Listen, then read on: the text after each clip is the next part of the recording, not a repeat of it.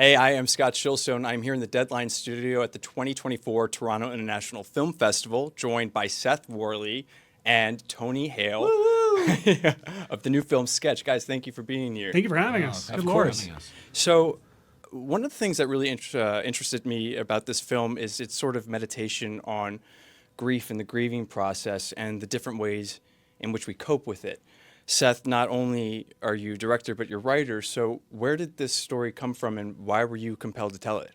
Well, my sister, when she was in fourth grade, she had undiagnosed ADHD at the time, and she was in this negative feedback loop of getting in trouble at school and feeling bad about it, getting in trouble in school, feeling bad about it.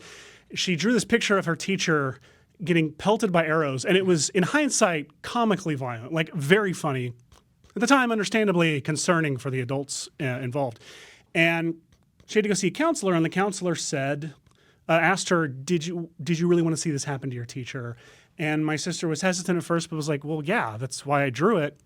And the counselor said, well, I think you did the right thing. I think drawing this was significantly healthier than doing it. And which I think is just maybe the most badass thing ever spoken to a child, ever.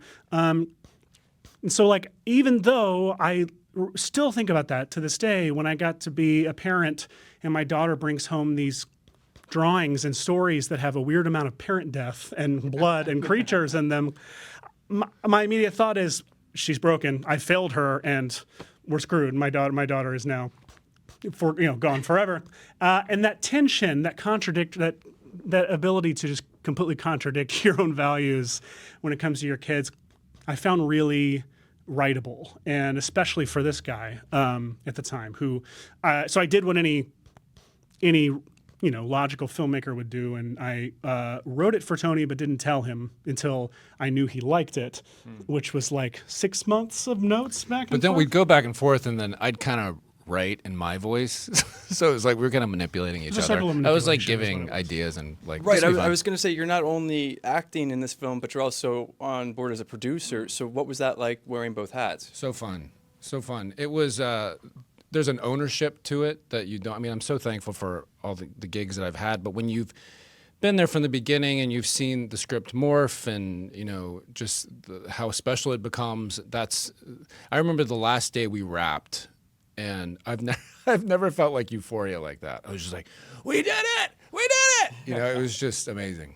That is amazing. And one of the things we were talking about grief, but in my opinion, grief is on a spectrum, right? And in that spectrum, you do find, touches of humor, and that's certainly evident in this film. I'm curious, how do you feel humor shapes the grieving process in this story?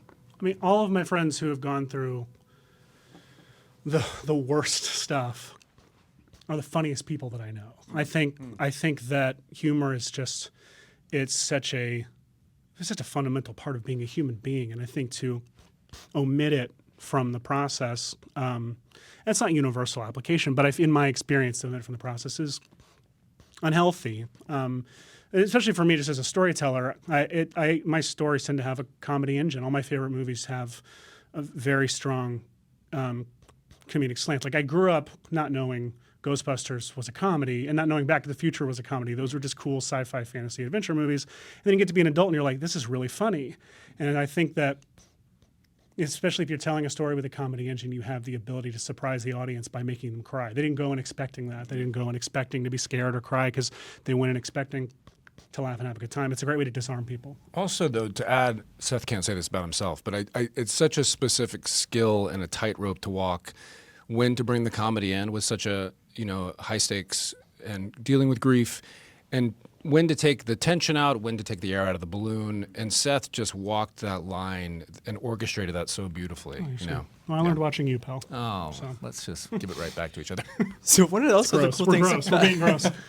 There's cool things about this film is that it's a monster movie in a way, and what I really loved in a big way, right? And what I really loved is that the monsters kind of take on the form in which they were created. So you have one where he's drawn in crayon, and then he's made of wax. It's like, how was the production design, and talk to me about how these monsters kind of came to life. That was one of my favorite things, that like a very early on when figuring out what do these monsters look like. We didn't want them to be these two-dimensional squash and stretch like cartoon things. We didn't want them to be cute. We wanted them to feel real, but we also didn't want to make them like skin and bones monsters. We've seen that before. And that idea to make them made of whatever she drew them with, it also allowed for, you know, in my experience, visual effects that are very ambitious like this, they blend into a scene better the more natural elements you can add, even if you're still adding those in post, things like dust and things like, melting crayon wax, for example, the kind of stuff, things that we recognize and understand to have that to interact with on the set, but also to just add copious amounts of after. It also allowed for us to be really Spielbergy and preempt a monster's arrival by having glitter in the air or something, which just felt the idea of putting goofy and threatening in the same sentence was just a really fun opportunity. So talk to me a little about working with Bianca Bell, who plays 10-year-old Amber. I mean, you have really an incredible crop of young performers in this film. Tony, what was it like working with them, and also just in general, the casting process? How did you find these performers? Yeah. I mean, I think we were very, very lucky to get who we got, because to come off, I think there's sometimes, well, I won't go there, but it's like there was a real organic quality to them that I really appreciated. Sometimes I think there's, with kid actors, it can be tricky sometimes. There's I don't know, there's like a performative aspect to it sometimes. I'm sure I was that way. But like they're very ready to go big. Like I know that whenever kids are kind of ready to go big, which I think I was that way at that age. But these kids just had a real natural, organic quality to them that we were when they showed up, we were just like, and through the audition was like, oh man, thank God, because it is very heavy material and just ground at the piece. And they could take the worst notes. Like as a director, you get to a point where you're micromanaging. You give a note that's like unactable, and they'll take it and they'll integrate it in like a machine almost and give me exactly what I wanted or asked for. They're just like these talent-filled machines built in a lab. They're incredible. And a lot of that, most of that credit goes, toward them, but also shared with our casting director, Jessica Sherman, who I called and was like, I need 3 really good kids and I need them fast. And she brought us these amazing 3 kids that I can't wait for people to see. That's amazing. And you previously said that if you could only make one film for the rest of your life, this would be it. Why is this the film for you? Well, I hope I get to make more. Right. I hope you do too. This is it. This is it, thank man. you. Oh, have a This good one- time. Oh, no. Well, this one, though, it is, most of my adult life has been, I've been a parent. And it's so much of what I know of, I either know being a kid or being a parent, so I wrote everything that I knew, and I wrote everything that I loved. Jurassic Park was a huge movie for me as a kid, and when this premise gets cooking, it's very obvious the Jurassic Park influence. It just has so many things that I love. There's a plate in it that like is only to be used.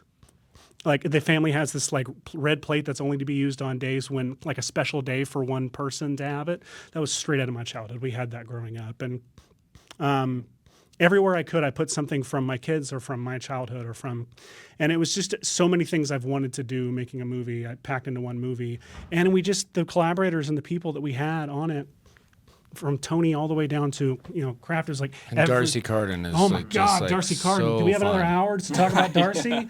She's so fantastic. good. My list of people for Liz to play the character Liz was Darcy Carden, Darcy Carden, Darcy Carden, Darcy Carden. Thankfully, we got her, and it was just a dream. We had an amazing cast and crew, and I'm very proud of this movie. Beautiful. Well, Seth, Tony, I really appreciate your time. Congratulations on Thank the you, film. man. Yep. Thank you so much. Thank you. Thanks, dude.